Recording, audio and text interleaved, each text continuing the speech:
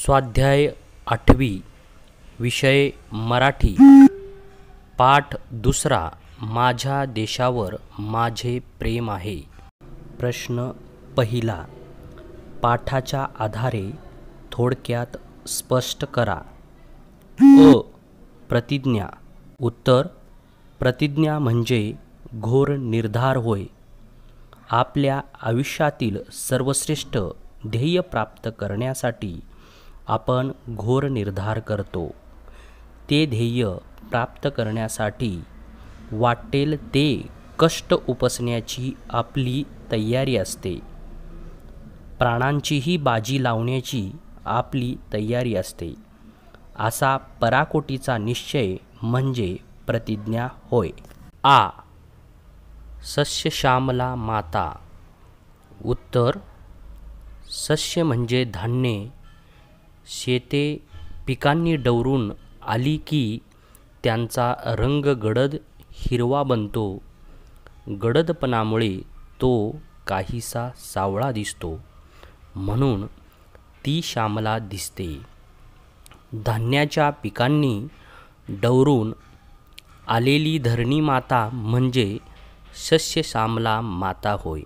या शब्दातून आपल्या देशाची संपन्नता समृद्धी व्यक्त होते। प्रश्न दुसरा पुढील आकृत्या पूर्ण करा। उत्तर 1 भारत माता की जय मधील भारत माता म्हणजे भारतातील लोक। दुसरा महात्मा गांधींनी सांगितलेली प्रेमाची 2 वैशिष्ट्ये सक्रियता आणि सुबुद्धता।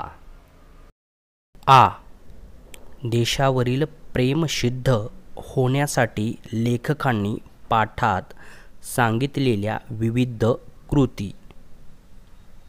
उत्तर नवनिर्माणासाठी रचनात्मक काम करणे, आपल्या पोटापलीकडे पाहायला शिकणे, हातात झाडू घेऊन गावाची शास्त्रीय पद्धतीने साफसफाई करणे, आपल्या कामाचा देशावर काय परिणाम होईल असा विचार करीत कोणतेही काम करणे।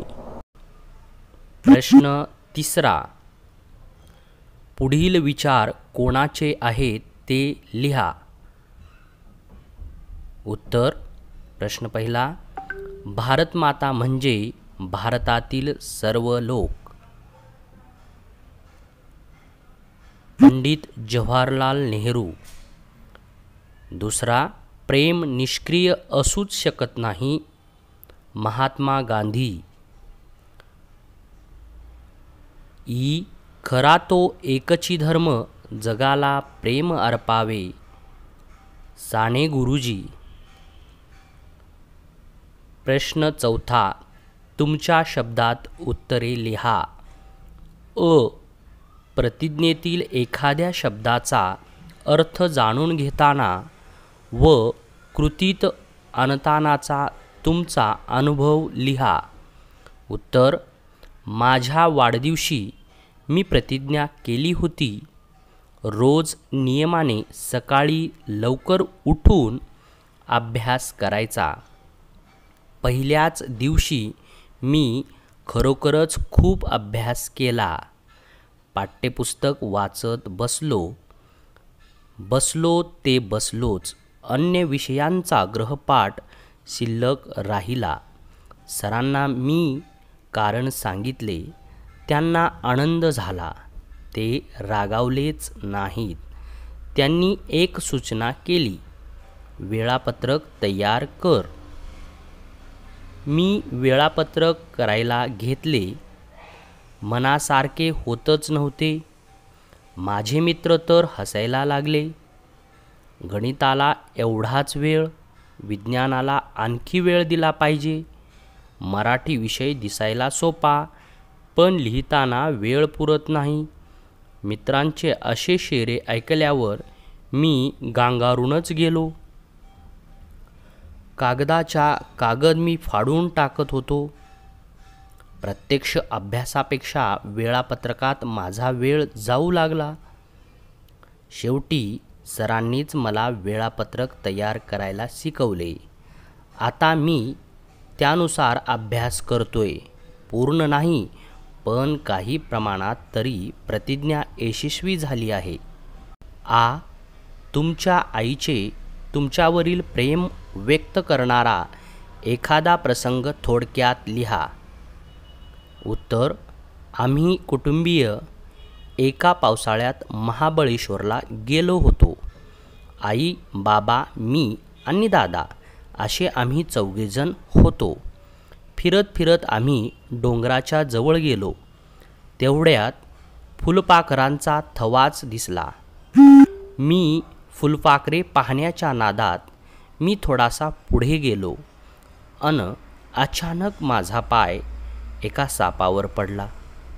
त्याने फुसकारून माझ्या पायाचा चावाच घेतला. 1-2 क्षणांचा प्रकार होता तो. माझ्या कपाळावर एक तीव्र कळ गेली. साप साप, मी मोठ्याने किंचाळलो.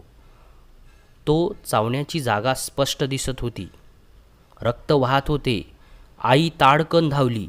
डॉक्टरांना आणा असं ओरडून ती जखमेतून येणारं रक्त शोषू लागली. ती जोरात रक्त शोषून घ्यायची आणि थुंकायची. तेवढ्यात डॉक्टर आले. त्याने इंजेक्शन दिले. जखम धुतली. आईच्या प्रयत्नामुळे सापाचे विष माझ्या शरीरात पसरलेच नाही. डॉक्टरांनी आईचे कौतुक केले. त्या दिवशी मी वाचलो.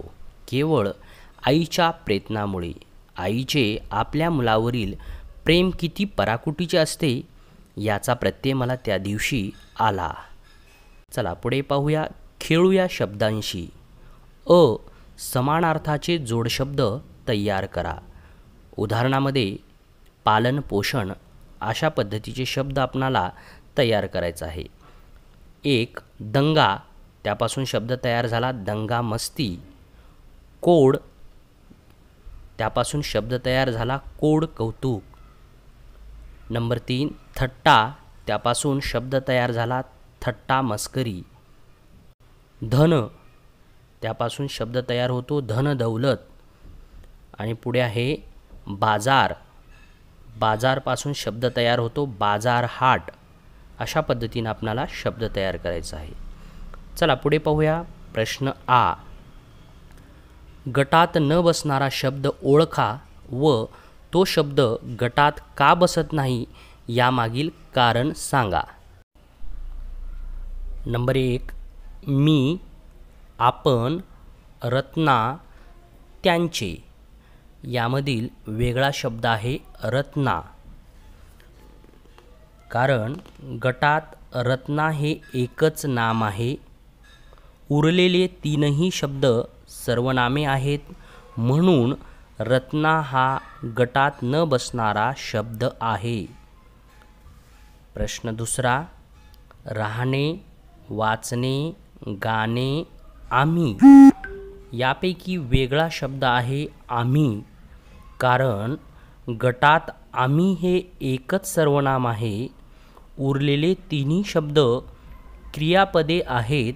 म्हणून आम्ही हा गटात न बसणारा शब्द आहे. पुढचा प्रश्न आहे तो, हा, सुंदर, आपण. यापैकी गटात न बसणारा शब्द आहे सुंदर. कारण गटात सुंदर हे एकच विशेषण आहे. उरलेले 3ही शब्द सर्वनामे आहेत. म्हणून सुंदर हा गटात न बसणारा शब्द आहे. पुढे आहे पुढचा प्रश्न. भव्य, सुंदर, विलोभनीय, करणे. तर यातील गटात न बसणारा शब्द आहे करणे. गटात करणे हे एकच क्रियापद आहे. उरलेले 3ही शब्द हे विशेषणे आहेत. म्हणून करणे हा शब्द गटात न बसणारा आहे. चला पुढचा प्रश्न पाहूया. ई. खाली दिलेल्या शब्दाचे तक्त्यात वर्गीकरण करा. आपल्या प्रश्नामध्ये काही शब्द दिलेले आहेत, त्या शब्दाचे आपणाला पुस्तकामध्ये दिलेला जो तक्ता आहे त्या तक्त्यामध्ये वर्गीकरण करायचं आहे. तक्त्यामधला पहिला कॉलम आहे पुल्लिंग, दुसरा कॉलम आहे स्त्रीलिंग आणि तिसरा कॉलम आहे नपुसकलिंग. तर आपण पुल्लिंग या कॉलममध्ये कोणकोणते शब्द येतात ते पाहूया. पुल्लिंग या कॉलममध्ये गाव, देश, शेला, मुलगा, निसर्ग या शब्दाचा समावेश होतो. आणि स्त्रीलिंग या कॉलममध्ये आई, रेल्वे, शक्ती, भूमी, हवा, भाषा यांचा समावेश होतो. आणि नपुसकलिंग या तक्त्यामध्ये काम, सनंग, मूल, यंत्र, विश्व, चित्र, पाणी आणि गीत यांचा समावेश होतो. पुढचा प्रश्न आहे ई. खालील शब्दसमूहांचा वाक्यात उपयोग करा. पहिला शब्दसमूह आहे गगनभेदी घोष करणे. उत्तर वाक्यामध्ये आपण त्याचा उपयोग करूया. भारताला स्वातंत्र्य मिळाले तेव्हा भारतीयांनी भारत माता की जय असा गगनभेदी घोष केला. पुढे आहे रचनात्मक काम करणे. उत्तर रयत शिक्षण संस्थांचे जाळे विणून कर्मवीर भाऊराव पाटील यांनी शैक्षणिक क्षेत्रात रचनात्मक काम केले. पुढचा शब्दसमूह आहे पोटापलीकडे पाहणे. मनाच्या निर्मळ आनंदासाठी माणसाने पोटापलीकडे पाहायला शिकायला पाहिजे. पुढचा शब्दसमूह आहे कचाट्यात सापडणे.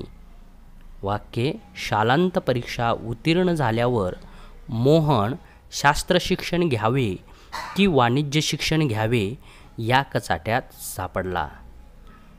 विद्यार्थी मित्रांनो, NMMS एक्झाम जी 8वीला परीक्षा आहे त्या परीक्षेचा व स्कॉलरशिप परीक्षा या परीक्षेच्या अभ्यासासाठी spardhaparikshha.com व www.spardhaparikshha.info या वेबसाईटला अवश्य भेट द्या. धन्यवाद.